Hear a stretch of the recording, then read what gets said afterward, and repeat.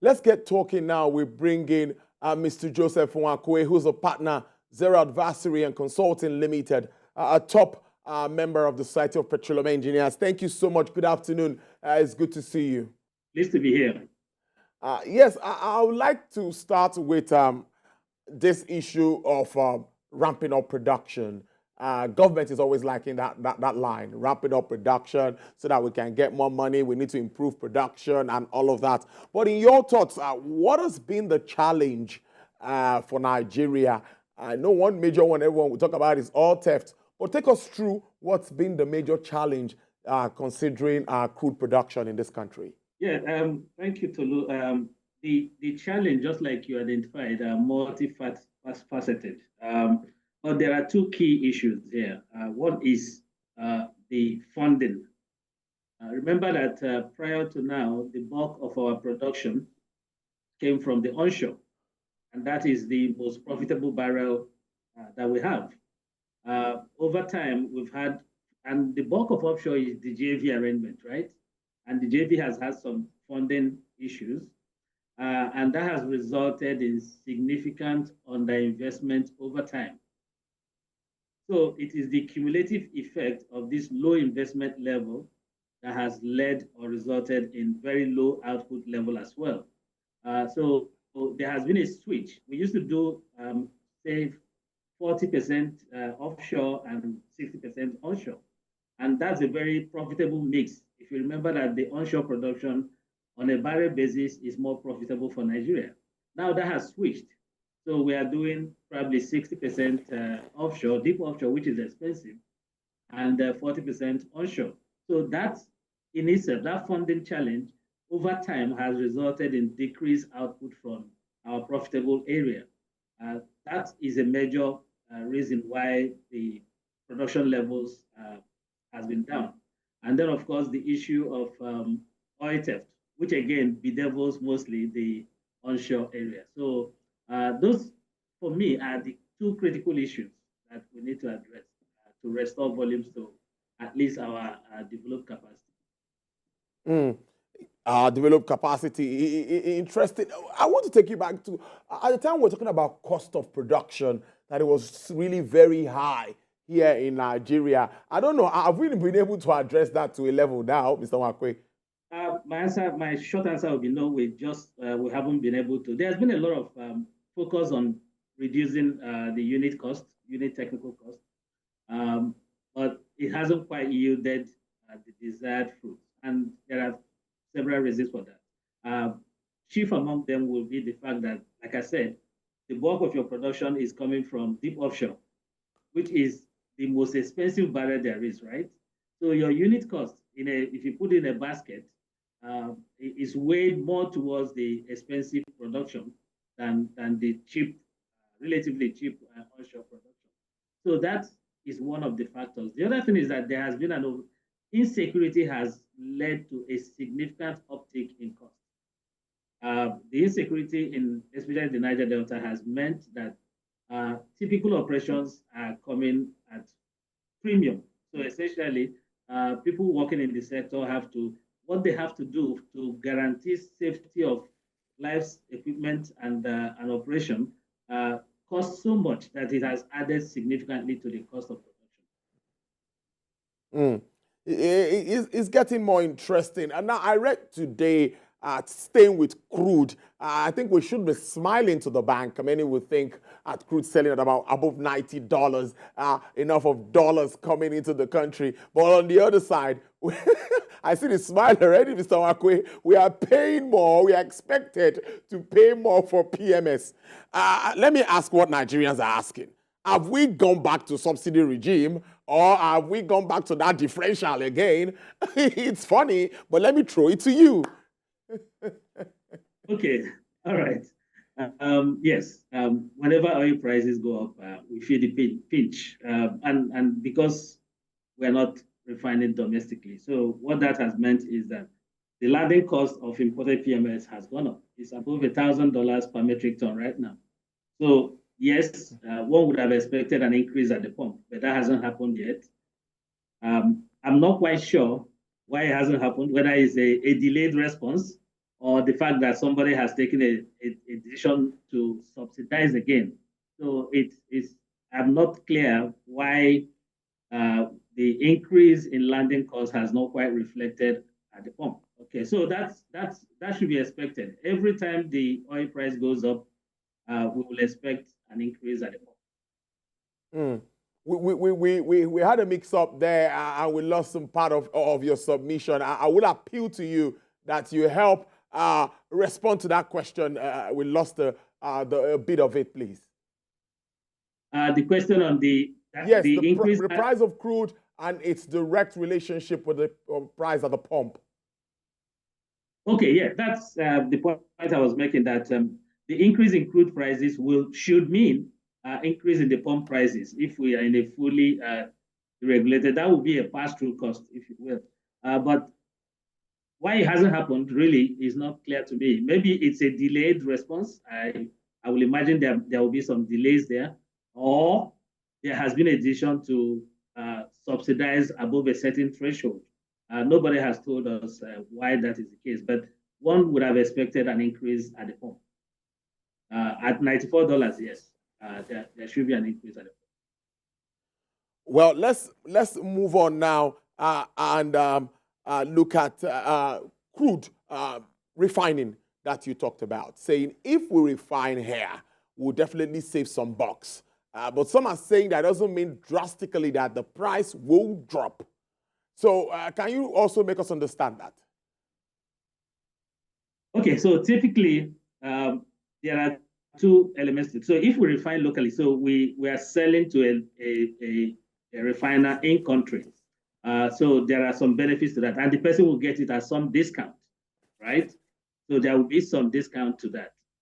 So that product as a feed will come at a cost slightly lower than what the guy in Europe will pay for it. So there will be some advantage there. However, I keep saying this, that it depends on the efficiency that refinery in Nigeria. If it's an inefficient refiner, then we will not see the benefits, right? If that local refiner is an efficient refiner, then these benefits will be passed on directly to the end users. So the refiner will not have to sell at a loss. He will sell at a lower price than what the imported fuel would have been sold at, and still make a decent profit, a sustainable profit for the business. However, if that local refiner is inefficient, that benefit will not pass through. And that's the point I have made repeatedly. So there are scenarios that people can look at. The important thing is, all things being equal, if we refine locally, we should pay slightly lower. Slightly, I use that word very adversely. But if that local refiner is an inefficient refiner, then we will not see that benefit.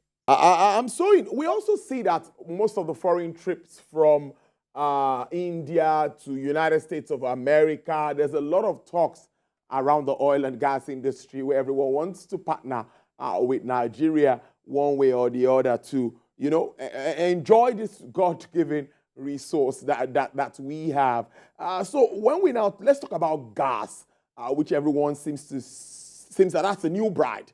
Are we ready, in your thoughts, and as a player in this industry, are we ready with laws, with all that is needed, infrastructure, to take advantage of gas reserves in Nigeria, Mr. Nwakwue? Okay, I guess my answer would have been yes, and yes. So are we ready? We've got the right regulatory framework, if you ask me. And the operating environment is tough, but it's tough for everybody, including the pure water producer, right? So are we ready? Yes, we are ready. So what's the problem? The problem is we've been unable to attract investment in the upstream. And this is generally upstream now. And the reason I say this is we tend to think gas is a standalone. For the most part, it's tied to the oil. Investment in gas, for most players today, they have both a gas portfolio and an oil portfolio. So when they are doing their budgeting, they are not going to focus on gas. Gas will be at the bottom in their inventory, project inventory, right? So they will prioritize the little money in their hands based on what will give them the highest return on investment. That will not be gas. That will be an oil project. So we must understand that the very nature of the upstream means that you will have to think out of the box to raise funding for gas currently, and that has not happened. So all the noise we make about gas will not come to fruition if we don't attract the investment in upstream gas. Right now, based on what I see, we are undersupplying the grossly underproducing. So we're not even meeting our domestic demand today. So we say, oh, all this story about how great gas is. Yes, it is. But remember, gas returns on investment in gas takes slightly longer. So oil is quick and fast. So we must find a way to fund the developments in gas, a unique, novel way to fund them without having to rank them against oil projects because they will hardly make it. That's the point I keep making. So we need to go back to the upstream to look at. We need to drill for this gas and produce it before it can end up at the power plant or the factory. The PIA is the document that we've been working with after years, finally became law. But I remember that even the time we were discussing before this became law, many talked about how the law would help reorganize the sector, make it attractive, allow investors come in, everyone want to play in Nigeria's market, level playing ground, and all of this. But I want to ask, how soon do we start to reap the positives of this PIA? We still have host community guys having their own issues, not agreeing with some of the some of the facts in this document. And please help us understand when we would start to reap the positives of the PIA. Okay, we will start to reap the benefits of PIA when we fully restore investor confidence in the sector. And there are several elements to this. But let me just say that we're not quite there yet. The investors are still on they're still watching. They need to be reassured that indeed, that we have a stable fiscal framework, we have a stable regulatory framework, and everything is there to protect their investments. That hasn't we're not there yet. And I would say for two clear reasons. One is that we created new institutions and it takes time to build those institutions. So the regulatory institutions we have today are only 2 years old or less. So they are trying to build capacity. So that takes time. So the investment community will need to see that those institutions indeed do what they say they will do and do it and create a level playing field for everyone. So that is that will take some time. I wish we were moving a lot faster. One had hoped that would be the case. But again, it's government doesn't move that fast. It's like a big ship. So this is taking quite a while to build out the capacity and the institutional capacity to be able to give the investors the confidence they require to bring in the required. The underpinning the PIA is an understanding that we must attract investment. And that's why the fiscal terms were they were watered down to ensure that they are attractive and competitive enough. So if we can't get investments in, the PIA fails. It's as simple as that.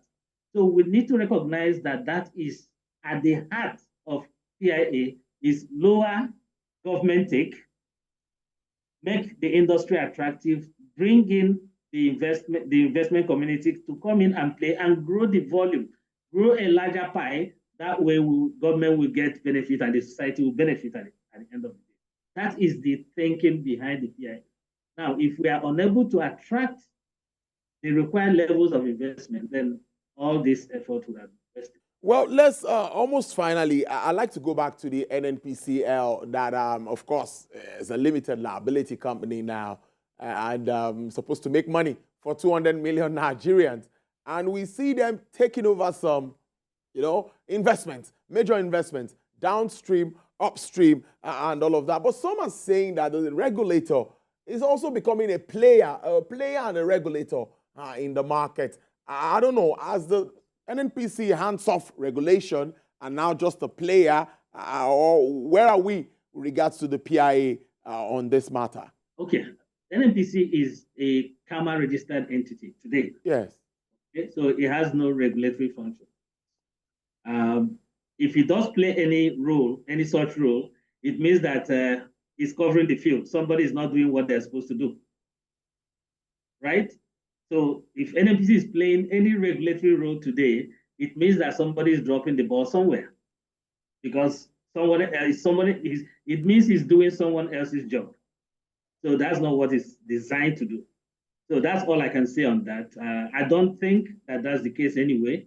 I think that what's going on is, like I said, all the entities created by the PIA at their infancy, they are all trying to build a capacity both internally and otherwise to be able to deliver on their mandates.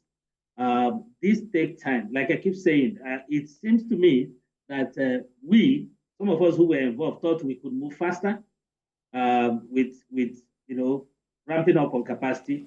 But that's not happening. It looks like the typical, slow pace of doing government business is catching up with us. I think that with especially the regulatory entities, needs to move fast enough to kind of restore investor confidence in the sector. It is very key. But again, like I said, it's something that someone needs to push hard on. If we don't restore investor confidence, the investments won't come. And if the investments don't come, then the entire effort of 20 plus years would have been wasted. So do you think attaining 2 million barrels per day by December, as NNPC GMD has said, is it feasible? How feasible is that? Looks like a tall order to me. Well, it is, but it's feasible, but it takes work. They need to go back and look at what's contributing to the deferments, if I may use that we've seen. We were doing 2-something million barrels at some point. So we need to look at all the moving parts, maintenance work, restoration of failed portions of pipelines and all that. There's quite a bit of work that if we did them in short order, we'll be able to ramp up very quickly. I think it's technically feasible to do all that. And I use that word very carefully. Technically, there might be other issues, but I'm saying that if we get all that, and of course, the other leg, which is issues of community restiveness and sabotage, can, again, if the industry moves fast enough with implementing the PIA provisions, we might just be able to get some calm in that area, and that will ensure reliability of production. Volumes will come in as at when planned, and that will be very good for the industry. So yes, December is possible, but it's going to be a lot of work. I must thank you so much for your interesting and intelligent contributions to the show as usual. Mr. Joseph Nwakwue, his partner Zara Advisory and Consulting Limited. Thank you so much and have a great weekend. Thank you, Tolu. Have a great weekend.